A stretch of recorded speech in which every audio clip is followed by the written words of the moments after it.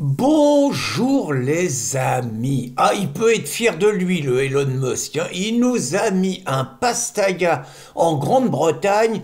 Il nous a révélé une affaire Pélico, un scandale Pélico puissance 1000. Pourtant, moi j'étais convaincu, quand j'ai suivi l'actualité, que ce qui s'était passé à Mazan, les viols de masse, l'affaire Pélico, c'était le summum de la brutalité, de la toxicité, je crois, comme dirait Sandrine Rousseau, de la jante masculine contre les femmes. Hein. Donc, 50 mecs jugés, bon, truc sordide, hein, même s'il y a des trucs, des dessous un peu bizarre, mais bon, 50 mecs jugés, les féministes mobilisés pendant des semaines et des semaines à nous expliquer que c'était la quintessence des rapports entre les hommes et les femmes, cette affaire de Mazan, qu'il fallait que les hommes y se rééduquent, voire même peut-être qu'on se castre pour ne plus violer. Et les mecs, ils ont mangé lourd, hein, oula, je dis pas qu'ils sont totalement innocents,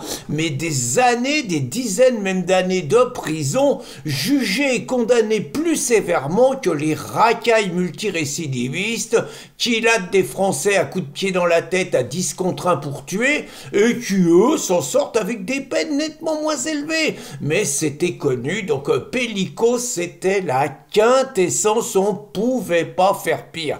Et pourtant, le Elon Musk, ce qu'il révèle, bah c'est pas de la petite bière, hein. Alors pire que les agressions de Cologne en 2015, hein, qui, grâce à la bienveillance de Merkel qui avait fait venir 1 million de migrants, ont fait que des centaines de femmes ont été agressées sexuellement à Cologne, mais les féministes regardaient ailleurs. Ah bah oui, les violeurs, c'était pas la bonne couleur, vous voyez. Et puis là, ça vient d'arriver à Milan. Vous avez aussi des femmes qui ont été agressées sexuellement, toujours par les mêmes profils. Mais là, on dit rien. Mais à côté de ce qui s'est passé en Grande-Bretagne, là, c'est autre chose. Il faut reconnaître, hein, que nous, on est des petits joueurs, des charlots, des guignols à côté du grand Elon. Parce que nous, la réinfosphère, hein, pas Riposte Laïque tout seul, mais la réinfosphère, ça fait à peu près 15 ans depuis qu'on connaît Tommy Robinson, qui est celui qui a révélé le scandale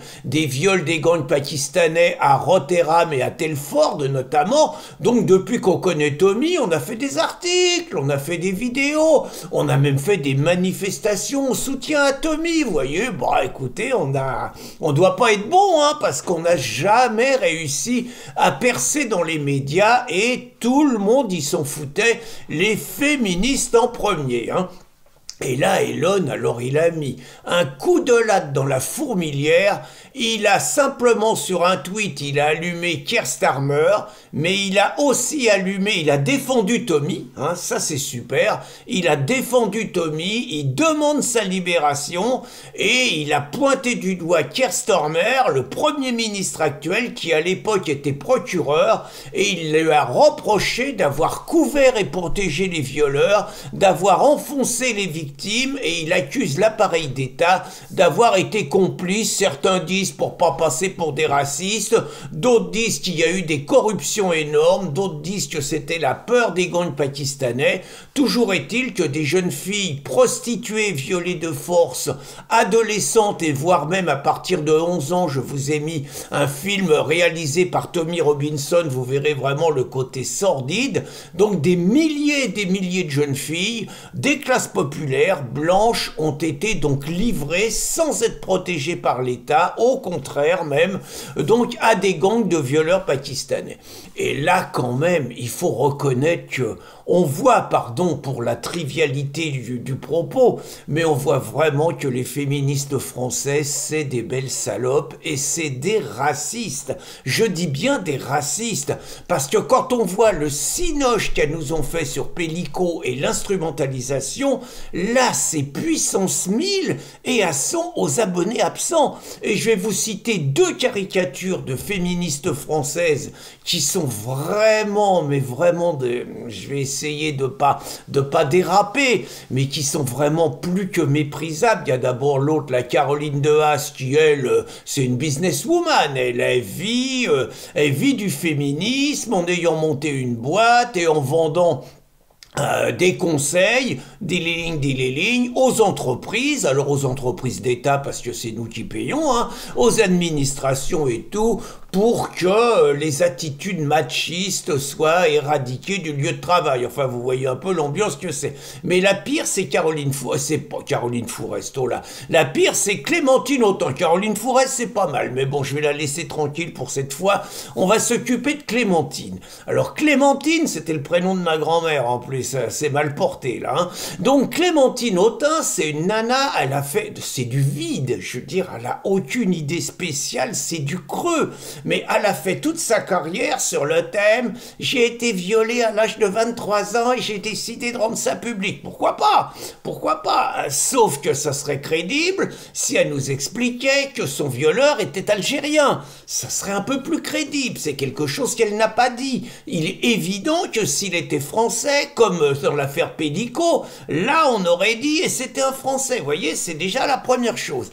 La deuxième chose, c'est quand il y a eu les viols de masse à Cologne, donc en 2015, Clémentine Autain s'est précipitée pour dire que les femmes allemandes avaient été violées en 1945, 2 millions d'entre elles par les soldats russes, et que personne n'avait rien dit.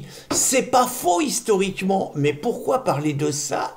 Pour noyer le poisson et laisser dire que finalement l'agression sexuelle de centaines d'Allemandes, c'est de la petite bière à côté d'eux, et donc que finalement les violeurs maghrébins musulmans sont moins pires que les violeurs russes. Vous voyez, il y a quand même ça derrière. Et puis la troisième chose sordide de la Clémentine Autain, c'est quand une femme à Sevran, Nadia Remanna, qui est présidente de la Brigade des mères, qui mène un travail remarquable pour protester contre l'islamisation des quartiers et les conséquences subies par les femmes. Donc Nadia Remanna fait un reportage en caméra cachée avec quelques-unes de ses militantes et elle montre dans un bar à Sevran, qui est occupé que par des hommes, les femmes maghrébines n'y sont pas les bienvenues. Je veux dire, c'est évident, tout le monde a déjà vu les cafés qui sont tenus, les cafés islamisés, qui sont tenus que par des hommes, et il n'y a que des hommes en terrasse, et on voit pas une nana. Enfin, je veux dire, c'est du classique, elle invente rien, c'est comme à Djerba et comme partout, quoi. Les femmes, elles sont pas dans les cafés, voilà, et c'est des zones islamisées supplémentaires. Eh bien, que croyez-vous que fit Clémentine Autain? Croyez-vous qu'elle a été voir Nadia Remanna pour dire « Nadia, qu'est-ce qu'on fait ensemble ?» Surtout pas. Elle s'est précipitée au café visé, elle a négocié avec le patron, elle a appelé toutes les caméras, elle s'est installée au bar et finalement elle a consommé au bar, montrant donc que les maghrébines qui pointaient du doigt des comportements dignes du bled étaient des menteuses, des falsificatrices et se comportant ni plus ni moins comme une traîtresse à la cause féminine. En attendant, donc, les féministes gauchistes sont des racistes et encore une fois, hommage à Elon Musk et encore une fois, soutien inconditionnel à Tommy Robinson, un héros anglais pour lequel il faut se battre, faire voir son film Silenced et exiger du gouvernement anglais qu'il soit libéré au plus vite. Bonne journée les amis.